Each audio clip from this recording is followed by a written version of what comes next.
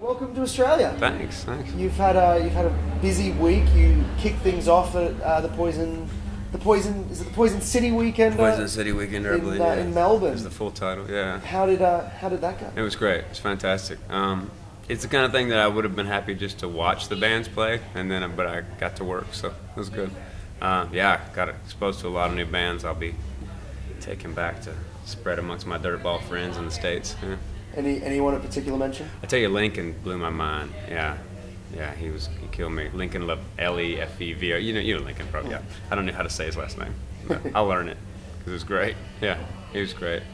I did, however, Mitch, who I'm playing with tonight, pinch hitter, twice missed them because they played it a little bit earlier, and so I'm stoked that they're playing the gig tonight here. So I won't miss it tonight.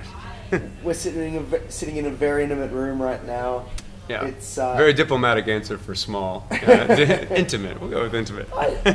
These are some of the best rooms to play in. Actually, I agree. Yeah. And you've played a mix of everything in your career. I'm sure. What do these sorts of venues bring that some of the bigger venues don't? You can't escape eye contact. Yeah, I can usually control the room with a few of these. No, it's great. I like playing stuff like this. Obviously, you start playing things like this in coffee houses and things, and it's kind of my wheelhouse. So yeah, it'd be good.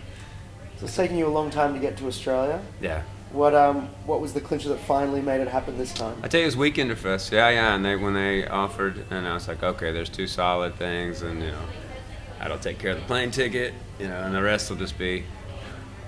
I'm calling it tour, but my wife is not so happy about it. She's seeing all the pictures, and she's like, you're holding koalas, you're swimming on the beach. She's like, this is not tour. She's like, I've been on tour with you. This is holiday. So, yeah, I'm kind of milking it a little bit. So. You've got to. It's I'm on here. Tour. Well, it's good to finally have you here. We sort of have you, as evidenced by the two songs you played, in between two albums, so to speak. You've had Mud out for a while now. About a year and some odd months, yeah. And you're working on a new record. So, where are you sitting right now with all that? I'm about done with the newest record. I was gonna put it out this winter, but my wife, I'm having a boy. I'm having a young boy, and late January. And so I figured it'd be best to stick around and be handy for a couple months, So the new one will be out in spring, hopefully. Yeah. Still on Bloodshot. Good label out of States. Treat me real well. So I was going to ask about the label. It's an incredible roster that they have on there. Yeah, they're great. They do a lot of in between the cracks kind of music, and so. Yeah, I tend to fall there, so it's a good fit, I think, yeah. And quite a few have also come down to Australia. Have you, before you came down here, was there anyone you asked about what to do when you're down here? I did, yeah. I got a bit of a list, yeah. I was talking to my buddy. I just did a tour of Tim Berry in the States, and... They weren't here that long ago? Yeah. That's what they're saying. And then the Gaslight Boys I toured with earlier in the year, they're here a lot. Dave Haas, Chuck Reagan, And I asked them, and those are guys that are just like kind of, except for Chuck, those guys are like gig, get to the next gig, play the gig. Chuck will, he's like, brother, you got to go deep sea fishing, or something like that. He knows how to tour. He's like, there's this spot, go ask the guy with one leg, drive to that spot, and then hang glide into the valley. Chuck knows how to tour. But yeah, no, it's great. I've been doing all sorts of things that no one should get to do on tour. It's been great. And I held a koala. Who holds a koala? I mean, I thought, apparently from all my friends, everyone holds a koala. I thought that you get it when you get off the plane, like a lei in Hawaii, But yeah, so I held one, and I almost would rather have not held one. It was so great that there's a hole in my life now. I just want to hold koalas all the time. Who knew? Well, you're just going to have to come back a bit more often. Yeah. I'll have to bring my wife. But by the sounds of it, you'll have to patch that one up. Yeah. Well, it's hopefully this is certainly the start of a long affair with Australia for you. It certainly has been for other artists in the past where they've taken so long to get down here and then we can't get rid of them. Yeah. Go away, Americans. So with your new record, can you give us a bit of a hint about what we can expect from it? Yeah, sure. It's all over the place. Like all my records, you know, it just sort of, I write songs at different times. You know, some of them are older. The bulk of this record, 75% of it's brand new, and most people haven't heard it. Yeah, it's all over the place. Like that one I just played, it's been pretty straight, but there's some Roger Miller, Meet Shel Silverstein type stuff. There's some, there's some beat up punk rocker stuff, like, you know. But there's a lot of, you know, I got married about a year ago and I have a child on the way, and there's some adult stuff, you know, some real, kind of been milking life the past couple of years. I'm a pretty good spot, so there's there's happy stuff on there, yeah, which is new for me.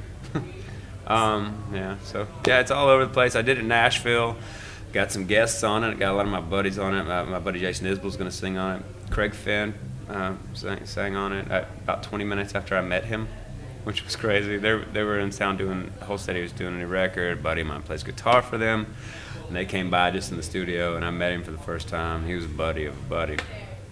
And 20 minutes later, I was like, "You want to take a crack at this one?" And he's like, "Yeah, sure." So he'll end up on there. But I'm probably going to get some other crew, maybe try to get John Snodgrass on there again. He's like my favorite voice in the world. So, yeah.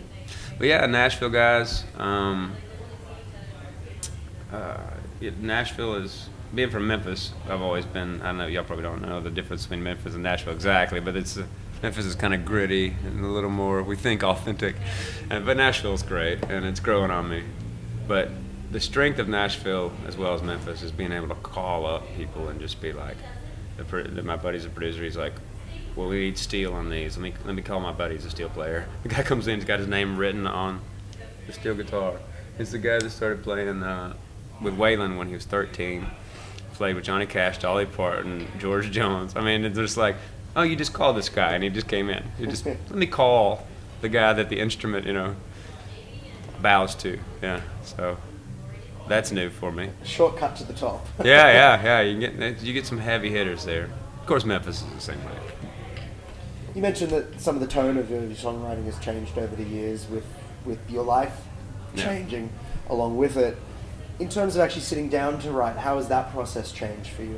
Has that been consistent as well? Or? No, anything but consistent. Yeah, I don't write very well on the road, and so I'm on the road half the year, 7 months of the year, and it sort of stacks up, and I get back home and do it. But I'm always trying to, it's just pieces here and there, and then it gels, or I have to work really hard at it, or it just falls out of the sky. It's no real set way. I'm real haphazard with it. I've been doing it, for 13 years now. I'm playing guitar for 24, I should be better at both of them, but at least more disciplined. I can't seem to get a groove. You mentioned some of the artists you work with. Is that a co-writing relationship at those times, or have you written music that they lend their voices or instruments to? Oh yeah, no, yeah. I haven't co-written with any folks. I not that I'm not open to it. I've just never found a way to do it naturally. It feels weird. No. I just am lucky enough to have some buddies that I'm fans of. That come in and just sing on stuff. Yeah. I imagine that's gone the other way as well. But have you guested with anyone else over the years? Down through the years, I've sung on a few things. Lucero from Memphis and we started at the same time, and Ben. Singer sang on my first record, and I sang on their second record. And occasionally somebody will let me play guitar. I played a little guitar on Austin Lucas's new record. I even played a little bit of organ, played some Hammond organ. Hopefully he buried it way down in the mix. I'm not a very good piano player. Here and there. I always just, when I go in to play on someone's track or sing on it, I just make them promise to not use it if they don't like it, because it's like I know what I sound like. Trust me, it's not gonna hurt my feelings if you don't use this thing. So you mentioned the organ. Do you ever want to explore other instruments a bit more? Oh yeah, absolutely. I have a steel guitar my father left me. I don't think I'm cut of the kind of cloth that it takes to play a steel guitar. It's too precise an instrument. Got a banjo. I need to learn claw hammer banjo. Interests me. I just bought a ukulele, much to my wife's chagrin. And I was just learning Sanford and Son theme on it before we got here, so I don't know how it's actually going to work into the show.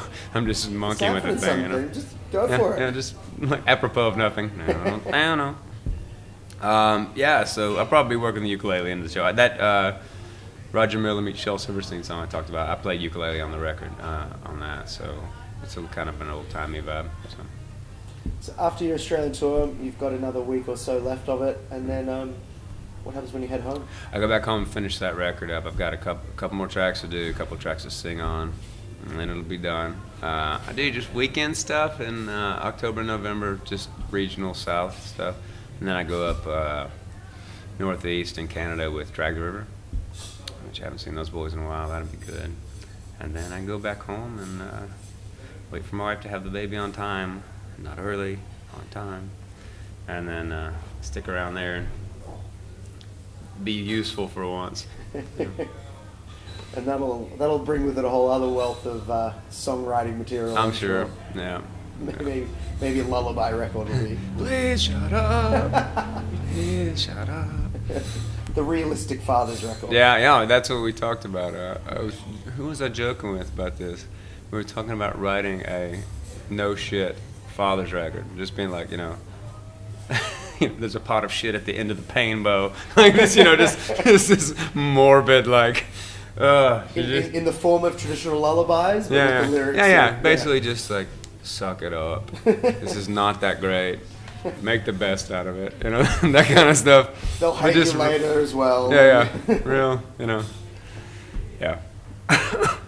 misanthropic lullabies. Yeah.